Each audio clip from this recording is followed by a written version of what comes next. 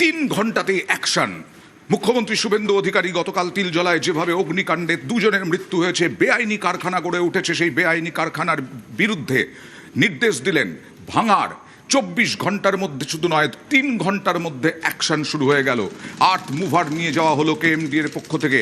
KMD এর পক্ষ থেকে আর্থ মুভার নিয়ে গিয়ে কেন্দ্রীয় নিরাপত্তা বাহিনী, পুলিশ, এই সমস্ত কিছু দিয়ে একদম অ্যাকশন শুরু হয়ে গেল। অ্যাকশনে কেএমডিএ শুভেন্দু অধিকারী বলার পরপরেই সঙ্গে সঙ্গে কাজ আর বেআইনি নির্মাণ ভাঙতে শুরু করলো কেএমডিএ। এখনো পর্যন্ত কতটা অংশ ভাঙা হয়েছে, কি হচ্ছে ওখানে, সবটা জানবো। সরাসরি চলে যাব প্রতিনিধি সুদীপ্তর কাছে। সুদীপ্ত, কি অবস্থা এই মুহূর্তে?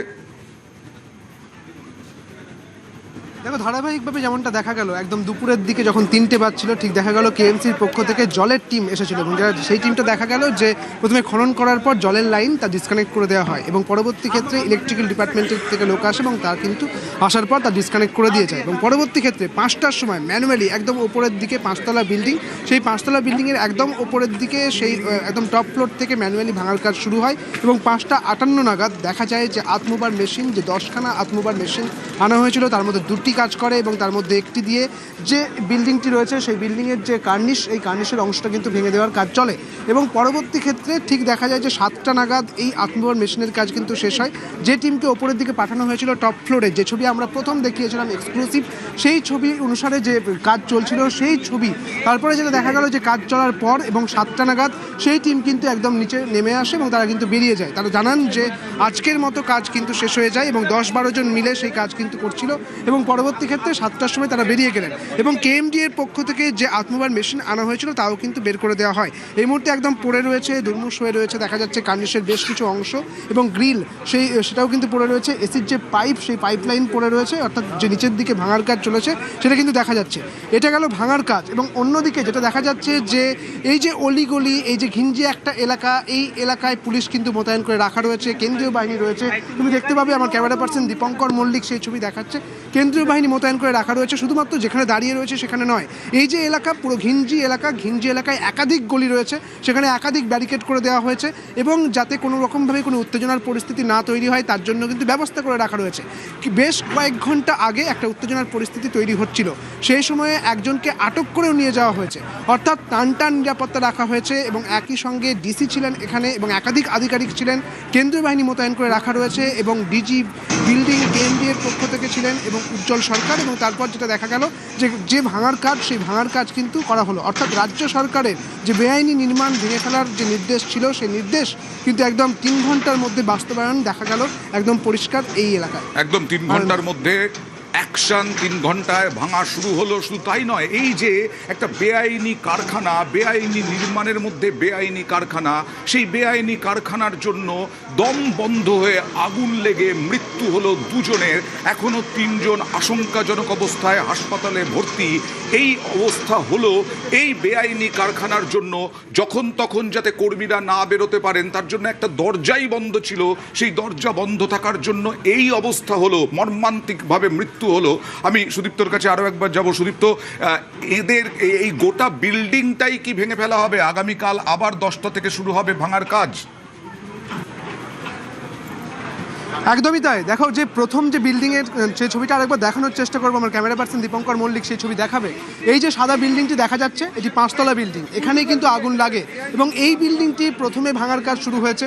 পাশাপাশি এই বিল্ডিং থেকে আরও একটি প্যাসেজ রয়েছে, সেই প্যাসেজ থেকে অন্য একটি বিল্ডিংয়ে যাওয়া যায়, সেখানেও কিন্তু কারখানার কাজ চলে, সেখানে আগুন ছড়িয়ে যায়। কার্যত সেই বিল্ডিংটিও বেআইনি বলে জানা গিয়েছে। কার্যত এই 2টি বিল্ডিংই কিন্তু ভেঙে ফেলা হবে, এমনটাই কিন্তু সূত্র মারফত জানা যাচ্ছে। কেএমডি এবং কেএমসির পক্ষ থেকে ভেঙে ফেলার কাজ চলছে। প্রথমত যে বিল্ডিংয়ে গতকাল আগুন লেগেছিল সেই বিল্ডিংটি প্রথমে ভাঙার কাজ হবে এবং তা পূর্ণ হয়ে যাওয়ার পর তার পাশের যে বিল্ডিংটি রয়েছে সেই পাশের বিল্ডিংও কিন্তু ভাঙার কাজ হবে, অর্থাৎ 2টি বিল্ডিংয়ে যে ভাঙা হচ্ছে তা একেবারে পরিষ্কার করে দেওয়া হয়েছে এবং এমনটাই কিন্তু বলা হয়েছে কেএমডি এর পক্ষ থেকে। আমি আসবো সুদীপ্ত, তবে আড়াইটের সময় মুখ্যমন্ত্রী শুভেন্দু অধিকারী নির্দেশ দিয়েছিলেন, হুঁশিয়ারি দিয়েছিলেন, এই বাড়ি ভাঙার নির্দেশ দিয়েছিলেন, হুঁশিয়ারি দিয়েছিলেন বেআইনি নির্মাণ নিয়ে। কি বলেছিলেন দেখুন।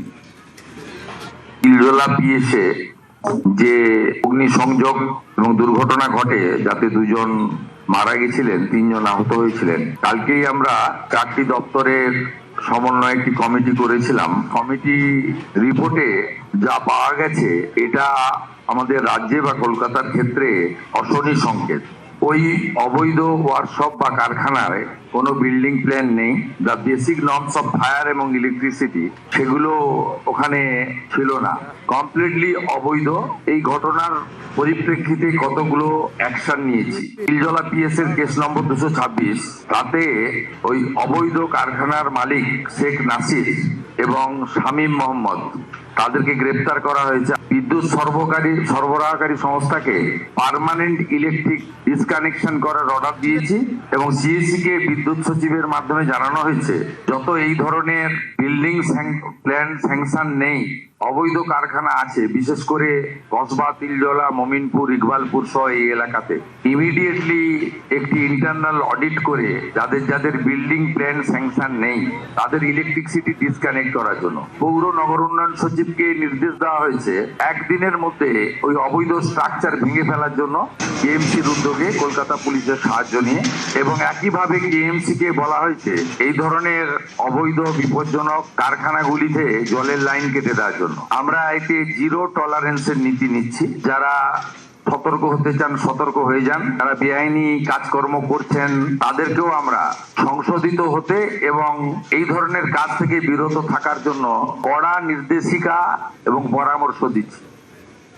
বিধানসভা থেকে বেরোনোর সময় আজকেই বলেছিলেন শুভেন্দু অধিকারী, মুখ্যমন্ত্রী শুভেন্দু অধিকারী বলেছিলেন আজকে ভবানীপুরে কৃতজ্ঞতা জ্ঞাপন মিছিল, ধন্যবাদ জ্ঞাপন মিছিল করবেন। আর সেই অনুসারে আজকে এই মুহূর্তে চলছে, চেতলা থেকে শুরু হয়েছে, কামাক স্ট্রিট পর্যন্ত যাবে মিছিল। এবং ভবানীপুরের জায়ান্ট কিলার পরপর দুবার সিটিং চিফ মিনিস্টারকে হারিয়েছেন শুভেন্দু অধিকারী। তারপরে মুখ্যমন্ত্রীর আসনে এই মুহূর্তে শুভেন্দু অধিকারী। ভবানীপুরের মানুষ তাকে জিতিয়েছেন, ভবানীপুরে মানুষ তাকে জিতিয়ে আজকে মুখ্যমন্ত্রী পদে এনেছেন। এর জন্য তিনি কৃতজ্ঞ, তিনি ধন্যবাদ জানাবেন ভবানীপুরের মানুষকে। সেই নিয়েই এখন মিছিল চলছে। বহু হাজার হাজার বিজেপি কর্মী, সমর্থক, সাধারণ মানুষ তার সঙ্গে হাঁটছেন। আপনারা দেখতে পাচ্ছেন ভবানীপুরের বিধায়ক হিসেবেই আজকে শপথ নিয়েছেন শুভেন্দু অধিকারী। কারণ ভবানীপুরে বিধায়ক, ভবানীপুরে মুখ্যমন্ত্রীকে হারিয়েছেন, মমতা বন্দ্যোপাধ্যায়কে দুবার হারানোর মধ্যে নন্দীগ্রামে একবার এবং ভবানীপুরে এবার হারিয়েছেন। তাই আপাতত তিনি এই ভবানীপুরেই বিধায়ক হিসেবে শপথ নিয়েছেন, ভবানীপুর রেখে দিচ্ছেন, নন্দীগ্রাম ছেড়েছেন। যদিও নন্দীগ্রামের মানুষ যাতে না বুঝতে পারেন কখনো যে নন্দীগ্রামের বিধায়ক শুভেন্দু অধিকারী নন, সেটা কোনোদিন বুঝতে দেবেন না বলেও আশ্বাস দিয়েছেন এবং নন্দীগ্রামের উন্নয়নেরা আশ্বাস দিয়েছেন। আর ভবানীপুরে যেহেতু চ্যালেঞ্জ ছিল শুভেন্দু অধিকারীর কাছে, অমিত শাহ জনসভায় ঘোষণা করেছিলেন যে নন্দীগ্রামে দাঁড়াতে হবে, নন্দীগ্রামে লড়াই করতে হবে, মমতা বন্দ্যোপাধ্যায়ের বাড়িতে ঢুকে হারাতে হবে, এইভাবে অমিত শাহ বলেছিলেন। এবং সেই অনুযায়ী মমতা বন্দ্যোপাধ্যায়কে হারিয়ে মুখ্যমন্ত্রী পদে আজকে শুভেন্দু অধিকারী। সেই কারণেই ধন্যবাদ জ্ঞাপন মিছিল বা কৃতজ্ঞতা জ্ঞাপন মিছিল।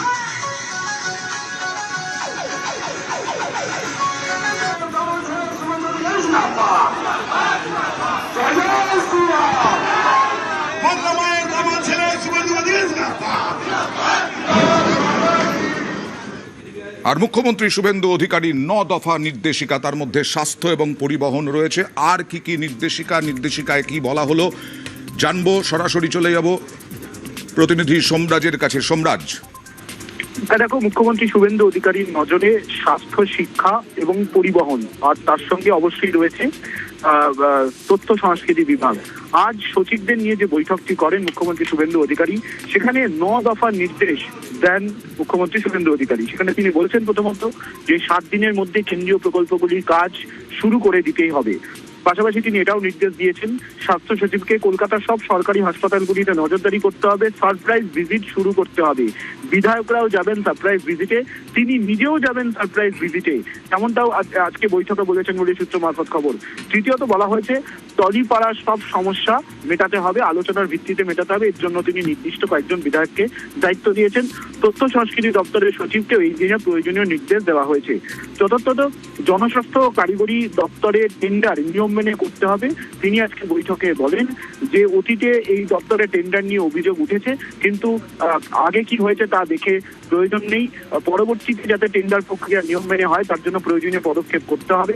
যেটা সব থেকে গুরুত্বপূর্ণ, পরিবহন দপ্তরের সচিব সুরেন্দ্র গুপ্তকে তিনি বলেছেন যে আরো বেশি সংখ্যক বিদ্যুৎ চালিত বাস অর্থাৎ ইলেকট্রিক বাস নামাতে হবে।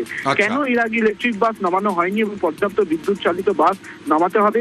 পাশাপাশি শিল্পে বিনিয়োগে উৎসাহ বাড়ানোর জন্য নতুন করে ইনসেন্টিভ স্কিম চালু করা যায় নাকি তা নিয়ে শিল্প সচিবকে প্রয়োজনীয় পরিকল্পনা করতে বলা হয়েছে। যেটা গুরুত্বপূর্ণ, তুমি দেখেছো ইতিমধ্যেই বিভিন্ন বোর্ডের ফলাফল প্রকাশ হচ্ছে। মুখ্যমন্ত্রী শুভেন্দু অধিকারী আজ শিক্ষা সচিবকে বলেছেন যে অনলাইনে ভর্তি প্রক্রিয়া দ্রুত শুরু করতে হবে এবং পোর্টালের মাধ্যমেই ভর্তি প্রক্রিয়া করতে হবে, তেমনটাই নির্দেশ শিক্ষা সচিবকে দিয়েছেন। পাশাপাশি আজকের বৈঠকে কয়েকজন বিধায়ককে দায়িত্ব দেওয়া হয়েছে যে যারা অধ্যাপক, যারা বিধায়ক হয়েছেন বিজেপির, তাদের জন্য কয়েকজনকে দায়িত্ব দেওয়া হয়েছে যাতে তারা শিক্ষা দপ্তরে গিয়ে তাদের যে পরিকল্পনা রয়েছে সেই পরিকল্পনা নিয়ে শিক্ষা দপ্তরের আধিকারিকদের সঙ্গে বৈঠকে বসেন। এছাড়াও বলা হয়েছে যে বিএসএফ কে জমি দ্রুত দিতে হবে। তুমি জানো 45 দিনের টার্গেট ইতিমধ্যেই দিয়েছিলেন মুখ্যমন্ত্রী শুভেন্দু অধিকারী। আজকেও ভূমি ও ভূমি রাজস্ব দপ্তরকে উদ্দেশ্য করে তিনি বলেন যে বিএসএফ কে জমি দ্রুত দিতে হবে, কোনো রকম টালবাহানা করা যাবে না। অবশ্যই আজকে বৈঠক চলাকালীন গরমের ছুটি বাড়ানোর সিদ্ধান্তের কথাও শিক্ষা সচিবকে জানানো হয়। ফলত মোট 9 দফা। ধন্যবাদ সোমরাজ। গণতন্ত্রের মন্দিরে নতজানু হয়ে প্রণাম করলেন শুভেন্দু অধিকারী। মুখ্যমন্ত্রী হিসেবে প্রথম গেলেন বিধানসভায়, বিধায়ক পদে শপথ নিলেন, মোদির পথ অনুসরণ করলেন।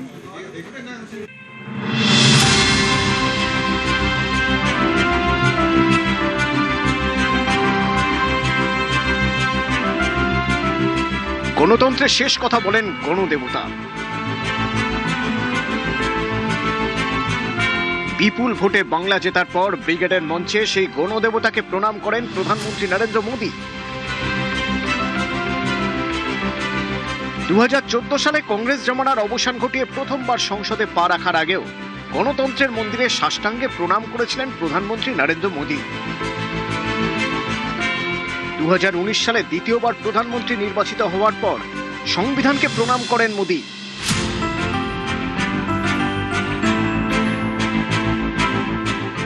নরেন্দ্র মোদীর দেখানো পথেই শুভেন্দু অধিকারী।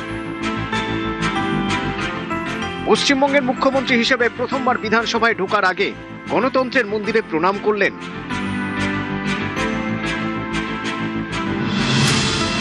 বুধবার থেকে বিধানসভায় নবনির্বাচিত বিধায়কদের শপথ গ্রহণ। এদিন ভবানীপুরের বিধায়ক হিসেবে শপথ নিলেন শুভেন্দু অধিকারী। শুভেন্দু অধিকারী পশ্চিমবঙ্গ বিধানসভায় সদস্য নির্বাচিত হইয়া বিধানসভায় গার্ড অফ অনার দেওয়া হলো নতুন মুখ্যমন্ত্রীকে।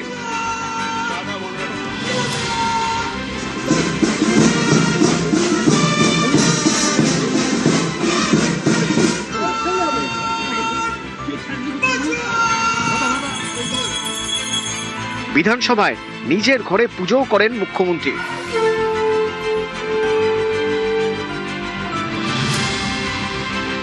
এদিন শপথ নেন শাসক এবং বিরোধী দলের বিধায়করা। শপথের দিনে দেখা গেল সৌজন্যের ছবি। বিধায়ক পদে শপথ নেওয়ার পর মুখ্যমন্ত্রী শুভেন্দু অধিকারীর সঙ্গে দেখা করেন একাধিক তৃণমূল বিধায়ক। আমি বলছি নাম না করে, তৃণমূলের একাধিক বিধায়ক আমাকে বলেছেন যে আমরা স্বাধীনতা পেলাম। শুধু সৌজন্যের ছবি নয়, স্নেহের বসে শুভেন্দুর পিঠ চাপড়ে দিতে দেখা গেল তৃণমূলের বর্ষিয়ান বিধায়ক সমর মুখোপাধ্যায়কে। প্রথম আসি 1982, শিশির অধিকারী আমি একসঙ্গে, আমরা কুলোড়া করছিলাম। তার ছেলে আজকে মুখ্যমন্ত্রী, শিশিরের বেটা। হ্যাঁ, শপথ নেওয়ার সময় তিনি উঠে দাঁড়ালো, আশীর্বাদ করলেন। এটা বাঙালির কালচার। বললাম দীর্ঘজীবী হও, ভালো করে কাজ করো, বাংলা তোমাকে দায়িত্ব দিয়েছে, বাঙালির অনেক প্রত্যাশা।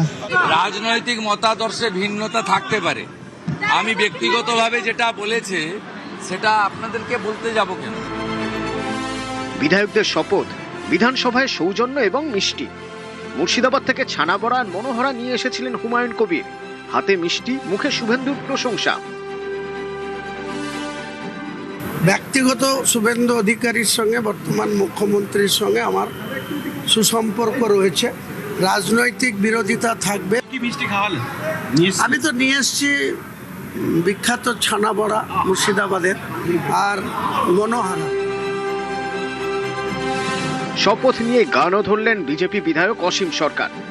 দিদি হেরে গিয়েছে, বাংলায় শান্তি এসেছে, দেখো চারিদিকে বাংলা ভরে পদ্মগন্ধ ছুটেছে, হেরে গিয়েছে, বাংলায় শান্তি ফিরেছে। 2023 সালে ভাঙড়ে আইএসএফ বিধায়ক নওশাদ সিদ্দিকীর গাড়ি ভেঙে দেওয়ার অভিযোগ উঠেছিল তৃণমূলের বিরুদ্ধে। এদিন সেই ভাঙা গাড়ি নিয়েই বিধানসভায় শপথ নিতে যান নওশাদ।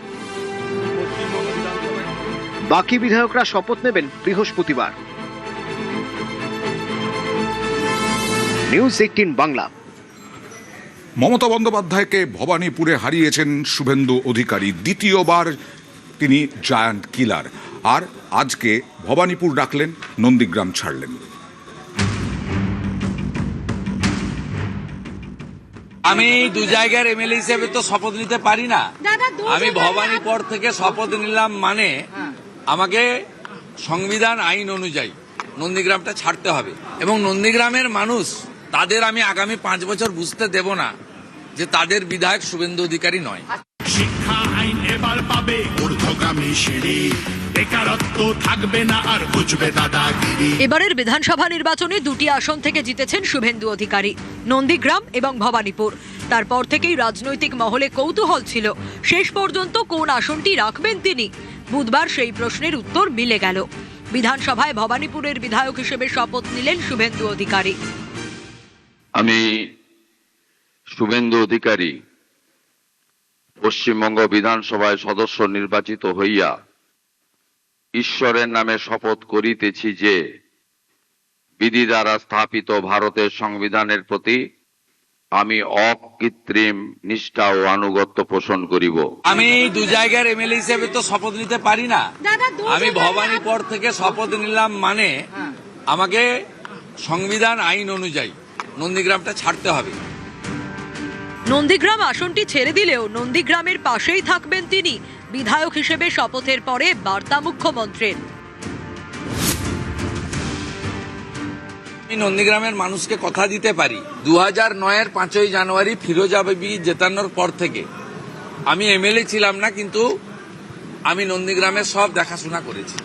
এখানেও একজন প্রতিনিধি থাকবেন বা তাকে নন্দীগ্রামের মানুষ নির্বাচিত করবে, কিন্তু নন্দীগ্রামে বিধায়কের পরিষেবা থেকে শুরু করে আমি নির্বাচন চলাকালীন যে সমস্ত উন্নয়নের প্রতিশ্রুতি দিয়েছিলাম, আমি অন্য এলাকার উন্নয়নের সাথে সাথে নন্দীগ্রামে দেওয়া আমার কথাও আমি কার্যকর করব, এবং নন্দীগ্রামের মানুষ তাদের আমি আগামী 5 বছর বুঝতে দেব না যে তাদের বিধায়ক শুভেন্দু অধিকারী নয়। নন্দীগ্রামের পাশে শুভেন্দু অধিকারী, শুভেন্দুর জন্য পুজো নন্দীগ্রামে। নন্দীগ্রামকে উনি কোনোদিন ভুলবেন না, এবং নন্দীগ্রামের বিধায়ক পদে না থাকলেও নন্দীগ্রামে যা উন্নয়ন হওয়ার সুন্দরভাবে হবে। আমরা জানি ওনার সঙ্গে যে আমাদের সম্পর্ক, এটা সারা জীবনের শেষ দিন পর্যন্ত অটুট থাকবে। নন্দীগ্রাম মানে শুভেন্দু অধিকারী, আর শুভেন্দু অধিকারী মানে নন্দীগ্রাম, এবং পরবর্তীকালে নন্দীগ্রামে যেই বিধায়ক হন না কেন সেটা শুভেন্দুবাবুর আইকনের উপরেই হবেন। 2011 সালে রাজ্যে পালা বদলের অন্যতম কাণ্ডারি নন্দীগ্রাম। এখানকার জমি আন্দোলন ঝড় তুলেছিল, পরিবর্তনের ঝড়। নন্দীগ্রাম আন্দোলনের হাত ধরে রাজ্য রাজনীতিতে শুভেন্দু অধিকারীর উত্থান। তারপর থেকে কখনো নন্দীগ্রামের হাত ছাড়েননি শুভেন্দু। নন্দীগ্রামও পাশে থেকেছে শুভেন্দুর। এই নন্দীগ্রামেই রাজ্যের মুখ্যমন্ত্রীকে হারিয়ে ইতিহাস গড়েছেন শুভেন্দু অধিকারী। এখান থেকেই 3 বারের বিধায়ক। এবার ভোটে জিতেই তাই নন্দীগ্রামে পৌঁছে গিয়েছিলেন শুভেন্দু অধিকারী। আমার পার্টির কেন্দ্রীয় নেতারা যেটা ঠিক করবেন সেটাই হবে, যে কোনো একটা সিট ছাড়তে হবে। আমি বলি, আমি ভবানীপুর এবং নন্দীগ্রাম দুটোই বলছি, আমি আমার কর্তব্য থেকে কিন্তু সরে যাব। আমি দুজনকেই বলছি, বাকিটা আমার হাতে নয়। আমার কেন্দ্রীয় নেতারা যে সিদ্ধান্ত নেবে সবটা একা সিদ্ধান্ত নেওয়া যায় না। 26-এর লড়াই একটু অন্যরকম ছিল। এবার নন্দীগ্রামের পাশাপাশি ভবানীপুর থেকেও ভোটে দাঁড়ান শুভেন্দু। মমতা বন্দ্যোপাধ্যায়ের ঘরের মাঠ, সেখানেই তাকে হারালেন। ভবানীপুরে শুভেন্দু অধিকারীর এই জয়ের গুরুত্বই আলাদা। शुभेंदु दा ने गत चुनाव में दीदी को नंदीग्राम में हराया था। दीदी इस बार तो शुभेंदु दा ने आपके घर में आकर हराया है। मैं भवानीपुर की जनता का भी बहुत बहुत हृदय पूर्वक धन्यवाद करना चाहता हूँ। নন্দীগ্রামের মানুষ তাদের আমি আগামী 5 বছর বুঝতে দেব না যে তাদের বিধায়ক শুভেন্দু অধিকারী নয়। নিউজ 18 বাংলা। আলু চাষিদের পাশে রাজ্য সরকার, অবাধে রফতানি করা যাবে আলু। আজকে মুখ্যমন্ত্রী শুভেন্দু অধিকারী আলু রফতানিতে কোনো রকম বাধা যাতে না দেওয়া হয় সে বিষয়েও হুঁশিয়ারি দিলেন। গত কয়েক বছর ধরে আগের সরকার আলু চাষিদের উপরে অত্যাচার করেছেন, আলু ব্যবসায়ীদের উপর অত্যাচার করেছেন। এগ্রিকালচার যারা প্রোডাকশন করেন, includes potato, food grain, well seed, fruits, vegetable, এটা অন্য রাজ্যে পাঠানোর ক্ষেত্রে বিশেষ করে আলু চাষি, আলু ব্যবসায়ীদের যে যন্ত্রণা আগের সরকার দিয়েছেন, আমরা সেটা আজ থেকে বন্ধ করলাম। এবং কোন ইন্টারস্টেট বর্ডারে কোন ল এনফোর্সিং অথরিটি কোন ফার্মার্স এবং কৃষিজ ফসল বা প্রাণী সম্পদ উৎপাদনকারীদেরকে, ক্ষুদ্র ব্যবসায়ীদেরকে কেউ হয়রানি করতে পারবে না। পুলিশ হতে পারে, এনফোর্সমেন্ট ব্রাঞ্চ হতে পারে এবং অন্যান্য ল এনফোর্সিং অথরিটি হতে পারে। ইতিমধ্যে ঘোষণা করা হয়েছে 1 জুন থেকে অন্নপূর্ণা ভাণ্ডারের ভাতা দেওয়া হবে। অন্নপূর্ণা ভাণ্ডারের আবেদন সরলীকরণ করাই এখন সবথেকে প্রাথমিক লক্ষ্য রাজ্য সরকারের, জানালেন নারী ও শিশু কল্যাণ মন্ত্রী অগ্নিমিত্রা পল। অন্নপূর্ণার ভাণ্ডারে অনলাইন কমপ্লিটলি এখনই ব্যবস্থা করতে, ইমিডিয়েটলি অনলাইনেই যাতে সমস্ত মানুষ যে 1 পাস 2 পাস বা যে হয়তো শিক্ষাটা পাননি, হয়তো শিক্ষিত নন, এতটা ইজি করা হবে এই অ্যাপ্লাই করার পোর্টালটাকে, যে কেউ পোর্টালে গিয়ে অ্যাপ্লাই করতে পারে। 1 জুন থেকে আমরা যা যা প্রতিশ্রুতি দিয়েছিলাম, 3000 টাকার অন্নপূর্ণার ভাণ্ডার এবং সরকারি বাসে মা বোনেদের কোনো ভাড়া দিতে হবে না, এই দুটো আমরা চালু করতেছি। যারা লক্ষ্মীর ভাণ্ডার পাচ্ছিলেন তারাই সবাই আবার অন্নপূর্ণার ভাণ্ডার পাবেন। এদের মধ্যে যাদের নাম বাদ গেছে তাদের নাম ইমিডিয়েটলি বাদ যাবে না, তাদের অ্যানালিসিস হবে। যারা ট্রাইব্যুনালে আপিল করেছে, যাদের নাম কাটা গেছে, তারা কিন্তু এখনো লক্ষ্মীর ভাণ্ডার পাবেন। এবং যারা সিএ এর জন্য আপিল করেছেন তারাও কিন্তু অন্নপূর্ণার ভাণ্ডার পাবেন।